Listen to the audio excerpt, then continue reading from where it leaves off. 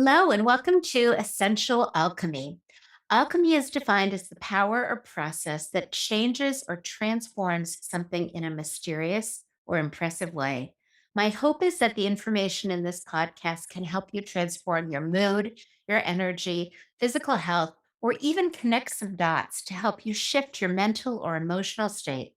I'm your host, Jodi Cohen, a best-selling author, award-winning journalist, functional practitioner, lifelong learner, and founder of Vibrant Blue Oils, a company that sells proprietary blends of high-quality organic or wildcrafted essential oil remedies designed to help you return to your ideal mental, physical, and emotional state. You can find out more about me and my company at vibrantblueoils.com. And with that, let's get started with today's episode. Hello, I'm Jodi Cohen, your host, and I'm so excited for today's guest. Dr. Jill Carnahan is your functional medicine expert, who is duly board certified in family medicine for 10 years and in integrative holistic medicine since 2015. She is the medical director of Flatiron Functional Medicine, a widely sought after practice with a broad range of clinical services, including functional medical protocols, nutritional consultations, chiropractic therapy, naturopathic medicine, acupuncture, and massage therapy. As a survivor of breast cancer, Crohn's disease, and toxic mold illness, she brings a unique perspective to treating patients in the midst of complex and chronic illness. Her clinic specializes in searching for the underlying triggers that contribute to illness through cutting edge lab testing and tailoring the intervention to specific needs. Welcome so much, Jill. It's a pleasure to have you. Thank you, Jodi. Always a pleasure to see you as well. I would love to start with your story because, you obviously have the medical certification, but you also have the personal experience. Sure. So, gosh, I grew on a farm in Central Illinois, one of five children, and had really a wonderful life growing up. And I had no idea that some of the toxic chemicals on the farm were contributing to my illness. Um, in med school, in my third year of medical school, I was 25 years old, literally just weeks after my 25th birthday. I found a lump in my left breast. And I would have just kept going with rotations, kind of ignored it. Young women don't get breast cancer, but you know where the story is going. I ended up having a mammogram and ultrasound that were highly suspicious, and then a biopsy. And I'll never forget the day that that surgeon gave me a call, and my life really changed forever. She said, "Jill, you have aggressive breast cancer. I don't, know what to tell you. You're going to be in for the battle of your life." And at that point at Loyola University, where I was studying medicine, I was the youngest one they'd ever diagnosed. So, I mean, now sadly, there's more and more young women with breast cancer. It's not that uncommon. But at that time, 2001, I was literally the youngest one they'd ever seen or diagnosed. So it was kind of an anomaly. And I really was in the battle of my life. And at that moment, everything changes because you don't know if you have 6 weeks or 6 months or 6 years. But I ended up doing very aggressive 3-drug chemotherapy. I had surgery, I had radiation, and about 9 months later, I was considered cured or at least in remission for the moment. And but I was devastated. My gut was destroyed from the chemotherapy. I lost all my hair, and was bald and hairless. And but kind of went right back into rotations. I like, okay, I got through cancer. I took 9 months off to do the treatment and then went back into rotations. And that was back before I really knew how to take care of myself and be kind to myself, and just went back right back in. And I was starting to have, even after this treatment, I was quite sick, and I was starting to have cyclical fevers. I would have fevers up to like 101, 102, and just kept working, didn't complain, didn't say anything. I mean, I was really, really sick. My gut was pretty destroyed. And I just thought, oh, I've just been through a lot. My body needs time to heal. Until one day, I couldn't ignore it anymore. I was taking a patient's blood pressure and I passed out cold in the ER. And that night, I ended up being admitted for an emergency surgery for an abscess. And the surgeon next day, woke me up and was telling me what was happening. And he said, "Jill, you have Crohn's disease." Like from the surgery, he knew that I had Crohn's disease. So this was all within like the year of my 25th birthday. And second diagnosis. And I was still kind of in shock, like, how could this be?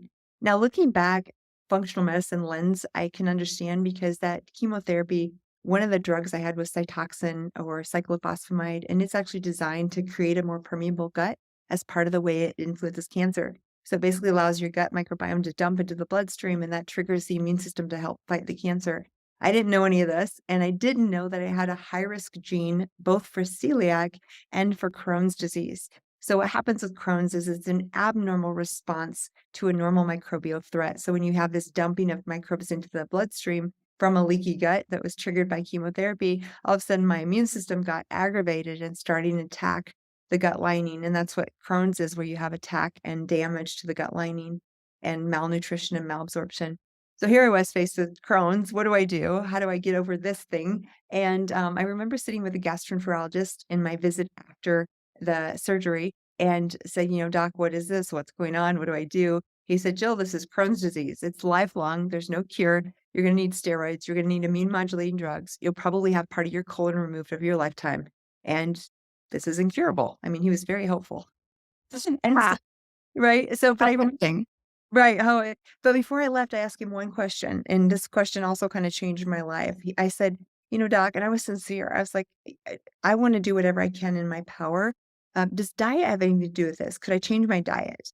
And he did not even pause, and he said, "Jill, diet has nothing to do with this." So I was in shock, but I thought, that can't be right. My intuition said there had to be something to do with diet. So I went down a path of looking for answers and I came across a Elaine Gottschall's specific carbohydrate diet. And I started changing my diet. And within several weeks, my fevers were gone. My symptoms were controlled. It took me several years to really heal the gut, but I knew right then and there diet did have something to do with it. And it changed. I always knew medicine. I had a more holistic view of medicine, but those experiences in medical school really, really changed my trajectory as far as how I look at the ability of the body to heal and overcome and the limitations. I still believe pharmaceuticals have a place, but there's limitations. And so I really was understanding that on a whole different level. That's amazing. I everyone that I really admire kind of has that one moment of, this is the hill you could die on. Like Mhm. you're 25, medical school is such a grind. It's so hard. You get cancer, you survive cancer, and then instead of getting better, you get this other challenge. What you kind of talked about that moment, but what is it? Why do you think you were able to take that moment and be like, oh, what can I do with this? What can I learn? Like, talk to me about that a little bit. Yeah, Jody, I love that you're going here because if there's like one message in the book, it's like this message of we all have struggles. I am not unique. And my story is not unique in the sense of everybody has parents, children themselves that maybe have overcome illness or dealt with illness or are in the midst of illness right now. And I think one of the lessons that I want to impart that I had to learn myself through this is every struggle, every difficulty, every trial that comes our way, there is a lesson. And if we allow it, there is learning and power in transformation in those processes. And sometimes in those processes, they tend to be the most profound, impactful times in our lives when we look back. And this was no different for me because that really gave me a foundation of healer and to be that patient, to understand what it's like to face death, and to understand how that feels and how scary it can be. It gave me a whole different understanding. It was definitely, just as great of teacher as my medical education, and so now as life has thrown me other curveballs, I always come with the fact of, I know that struggle is coming, the uncertainty of life is inevitable, but if we can have that lens of looking for something meaningful in the process, and if I can teach people to do the same, there is power and transformation in the most difficult circumstances. No, I completely agree. And it shifts, it's like change the narrative when you go from that victim mindset to that, um, you know, well, maybe there's something I can learn. Like it just allows everything to shift. And one of the things that I wanted to ask you about, kind of, we can unpack a little bit why you think what contributed to breast cancer at such a young age, but like emotional and physical root causes of challenges. Yeah, so, I didn't know this until my 30s, but, I talk about this in the book called Highly Sensitive Persons. This is a prototype that Elaine Aron wrote about, and she wrote about it more psychologically, which is the, sights and sounds and smells and overwhelm and too many people and crowds and not enough sleep. For some of us, there's about 10 to 15% of the population that's highly sensitive, and we're just very sensitive to environmental inputs. And you could think of this as real negative. I know I did for the first half of my life. Like, why am I so sensitive? Why is everything bother me? Chemicals and that. And I went and in the book, I write more deeply about it because it's not just emotional. It's like the chemicals in the environment and that we're the canaries. So we're also the ones that are more susceptible to chemical toxicity and mold related illness and infections and toxins. And so it's a really broad thing because it's not just that emotional sensitivity. And then I even flip it on its head and say, wait, what if this is a gift? And I do believe it is. And the gift in that sensitivity is that we're perceptive about details in the world that maybe other people aren't really paying attention to and looking for patterns and seeing things. And even in relationships, often I want to go deep with people. I want to know what makes them tick. I want to know what drives them, what their fears are. So no small talk for me. I want to go deep and find out who you are and go to that level. And that's a part of that prototype. But if you flip it on its head and you happen to be one of those people who's very sensitive to environmental chemicals and toxins and emotions and all that, it's actually your gift because you can see things and details that maybe other people are missing. So I think that's a real powerful transformation. I completely agree, and I also think that it allows you to kind of, walk out of the fire carrying water for those who are still burning. Like, you experience it more intensely, so if it worked for you, you can help support other people. Absolutely. Yeah, because so many of the stories in my book are not about they're about me, but they're really not. What my goal and my desire is for the reader to see their own journey reflected in that story and also know that, oh, this is possible for me too, like giving hope and inspiring that we can all no one's unique. I'm not unique, but we all have the power to overcome and we all have the resources if we start to believe that and change our perspective. It's so interesting. When my son died, that was the first thing I wanted. I wanted to know that somebody else had been through that and been okay, because if it could be done, then I could do it. And so I love that you're putting that out there because it's so inspiring and it makes it more accessible to everyone. And I love that you share that, Jody, because that is so true, right? In the midst of our suffering, if we just know we're not alone, which we aren't, but sometimes our mind tells us lies that you're the only one that's ever felt this way. You must be alone. And in fact, I think in some of the darkest, deepest depressions where people are contemplating suicide, which is the saddest thing in the world, I think those kinds of places are where we feel the most alone. And it's not true. It's just not true. But those lies can be so deceptive and so devastating if we believe them. Yes, and if you're listening and you're feeling that way, Jill's book, Unexpected, where can they get it? Yeah, so readunexpected.com or Amazon or Barnes& and Noble or anywhere you get your books.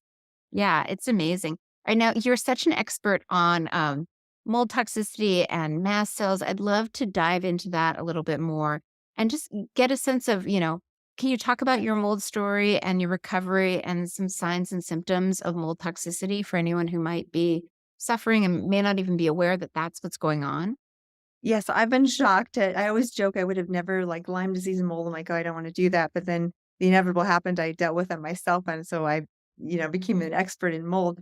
Back in 2013, there was a massive flood in Boulder, it affected just literally, thousands and thousands of homes and buildings and structures. My office was in Boulder at that time, a medical office, and there was a flood there, and unbeknownst to me, there was some structural issues. There probably had already been some water damage in the basement, there was an unfinished crawl space right below my office, and many factors contributing. But I started getting sick the next year. I started getting shortness of breath, trouble with respiratory issues and sinuses, more allergies, more sensitivities to food, red, itchy skin, irritated, eyes would be red and swollen after work. My brain, I'd have trouble with memory, like word finding or words and names and faces and things like that. So it really affected so many areas. And I kind of was in denial in the beginning because I thought, oh gosh, if there's an environmental trigger, I have to move or figure out what's going on. But eventually it got bad enough to where I did testing in the samples in the basement where I worked and then did samples in my blood, in my urine, and I found the markers for mold were there. So I left the office. I literally left 20 years of medical school textbooks and started over. I worked out of my home for a period of time and then I got a temporary office space and eventually where I am now, but it took some time. But all of a sudden I was faced with mold related illness and I was like, I have to figure this out. And other mold-related illness, number 1, it can drive massive hormonal disruptions. It can cause weight loss, weight gain, adrenal dysfunction, really low cortisol, really high cortisol, excessive estrogen dominance, so fibrocystic breast, bloating, and mood disorders with periods, heavy periods, painful periods. Men can have a lack of testosterone because it's being converted to estrogen, but they get man boobs, central weight gain, low libido, diabetes. So a ton of disruption in the whole endocrine system in the body. The immune system disrupted. The respiratory system has disruption, and inflammation. And it actually relates to mast cell activation because mold is one of the biggest triggers to mast cell activation. So if you're struggling from new onset allergies, asthma, mast cell activation, multiple chemical sensitivity, mold could be at the source as at the root. So you have to at least think about that as a possibility. So I really dove in and realized we have to detox and work on the liver gallbladder axis when we want to get healed from mold. The first step is getting out of the exposure. So you have to find a way to get in an environment that's clean enough so that you can get well. And again, this doesn't mean you have to sell everything you own or move out. Sometimes you can remediate, sometimes you can fix it. But porous materials, for example, for me, the charts that I took from my office were paper. And when I took them into my new office, I didn't really get well until I scanned those records and I didn't use that paper. And that seems like a small thing, but that was a big enough thing to keep me unwell and my labs abnormal until I scanned those paper charts. Now I'm like way more resilient 6, 7 years later, so I probably would be okay with some exposure. And part of the book, part of my protocol with patients is how do we become more resilient to mold so that we don't have to fear being exposed every time? And I feel like now I can travel, go to hotels, get some mold exposure. I know what to do. I know how to fix it. I may not feel great for a day, but it doesn't take me down. And that's part of the goal here is people get so fearful about mold and rightfully so. But I want to empower the reader and my patients to really be able to overcome that and create more resilience so that they can be around mold and not fear it so much. Let's unpack that a little bit because I'm sure everyone that's listening, myself included, is fascinated by that. So we know mold gets in the sinuses. You mentioned sinus infections and you mentioned the liver and the gallbladder. Can you walk us through kind of your basic protocol? Sure. Yeah. So what do we do if we get exposed to mold? Well, I have to mention this again because it's number one. You can't have a massive. So it's like if your toxic load, which we always think about as a bucket, is starting to fill up with chemicals, et cetera, and all of a sudden you get a mold exposure, and that mold takes that bucket water level over the top and starts to spill over. Your bucket, your detox is completely at capacity. And you won't get well until you give yourself some margin. So you take that water level down, even just an inch or two. And I always say you don't have to know every last toxin in the bucket because it can be overwhelming with your practitioner or your patient. Like, I don't know how to find out the thousands of chemicals I've been exposed to. All you have to do is start with a little bit of margin. And I'm going to start with really, really basic clean air, clean water, clean food. So, the very, very basic level, you need clean input. So, you need to be out of an environment that is soaked with mold or loaded with mold. Because if it's loaded with mold, there's no way your bucket can bail out the water and get some margin back. And that's why that's critical. And even if it's temporary, sometimes that works where you maybe get your house remediated and you're temporary, go to a new space. So that getting out of the exposure is number one. Clean air would mean you use air filtration. I'm a huge fan of Austin Air, IQ Air. There's many out there, but you want a HEPA filtration system and a VOC filter for the small particulate that's 2.5 microns or below. That's viruses, that's formaldehyde, that's fumes, and that's mycotoxins. Those are all the small particulate. A HEPA filter won't filter that. You must have a VOC filter. Usually those filters will have zeolite, clay, or charcoal in the filter to filter out those fumes. That's key. So clean air. And Are 80%. there brands you like? Yeah, so Austin Air and IQ Air are my 2 favorites. I have 3 Austin Airs at home and 5 at work, so I'm a huge fan of yeah, and there's others, but those are the 2 that I know have VOC and HEPA filtration. In your furnace, you wanna make sure at your home you have a good as high rating as you can get to fit into your furnace filter. Like, usually it's MERV 13 or MERV 16 rating or above, and that will be the, airflow. It's gonna be restricted a little, so the higher MERV rating you get, the more energy you're going to use. But for me, it's worth it to get a high filtration rate and change that out every 3 months. And I literally put a little sticky note on my air filter 3 months and when it needs to be changed so that I remember. So that's clean air. So, so important. Clean water. You want to make sure you're not drinking from plastic water bottles. You're drinking clean filtered water. Reverse osmosis is a great way to filter your whole house. You can also get pitchers and things on your countertop. I have a couple of those that do a great job of filtering water. And you want to get clean filtered water. Mountained or water that's from mineral sources is also really good. So still or sparkling mineral water, if it's from a clean source, is great as well. And then clean food, eating organic whenever possible, local, no GMOs, and whenever possible, trying to find produce close to home that's not traveled for weeks in a truck.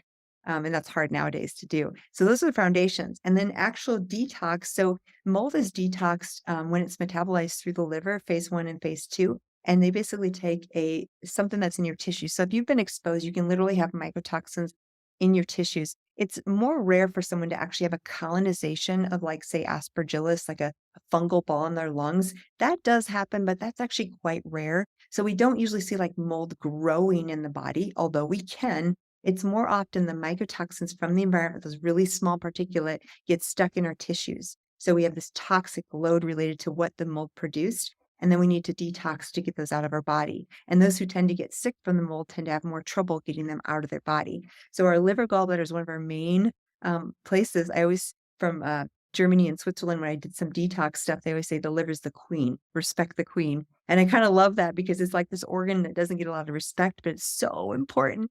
And basically, that phase one, phase two takes it from a fat soluble metabolite into water soluble and excretes it into the bile, which is stored in the gallbladder. And then that's dripped out into the intestines. So, what we do is we support the liver, which is glutathione, glycine, glutamine, N-acetylcysteine, lipoic acid, milk thistle. Those are all things you can use to support the liver. And that phase one and phase two, B vitamins, methylated Bs.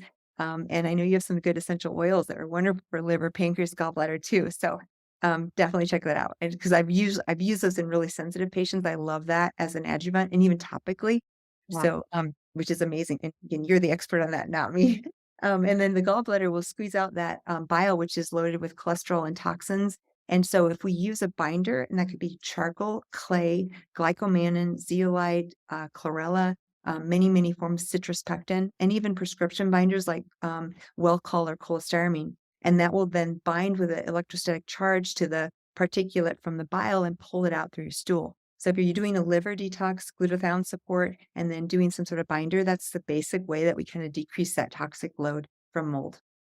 I love that. Thank you so much. That and other things like once mast cells, can you talk a little bit about mast cell activation and how to kind of unravel that?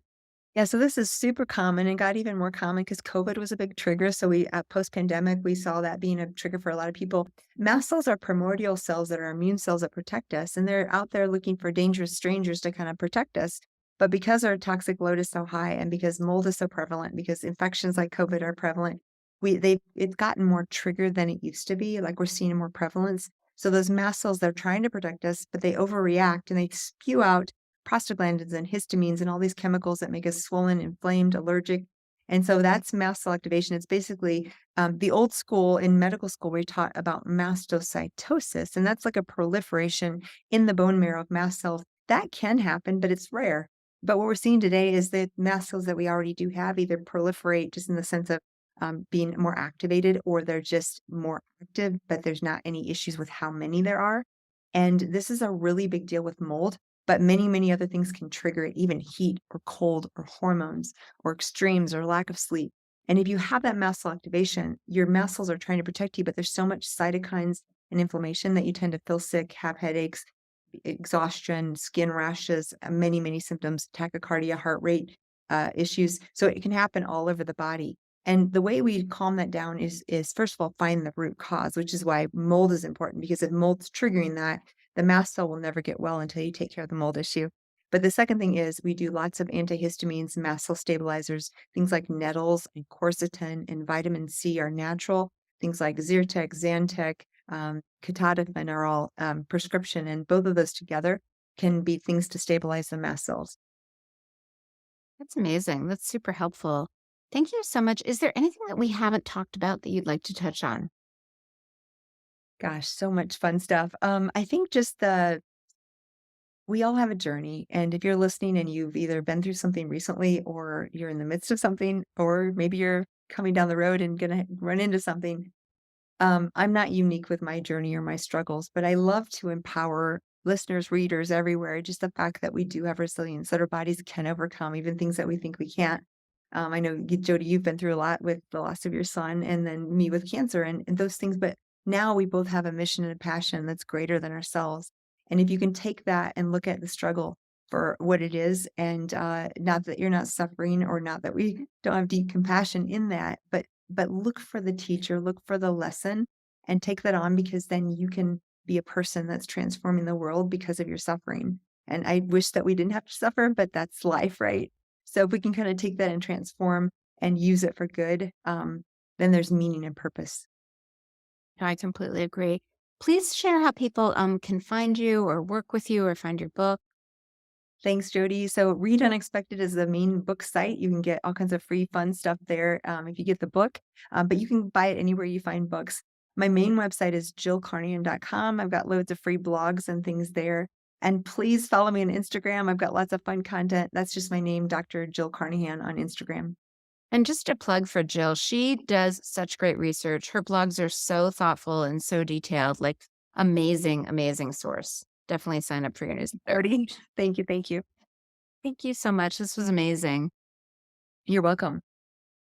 Thank you so much for listening. I hope this podcast empowered you with some useful information and takeaways. If you liked this episode, please consider sharing a positive review or subscribing. I would also love to offer you my free parasympathetic toolkit as a gift just for listening. It will teach you how to activate the most important nerve in your body to turn on your ability to heal. This free toolkit includes a checklist, a video, and a detailed guide. If this podcast prompted any questions, you could always find answers at my blog at vibrantblueoils.com or my book, Essential Oils to Boost the Brain and Heal the Body.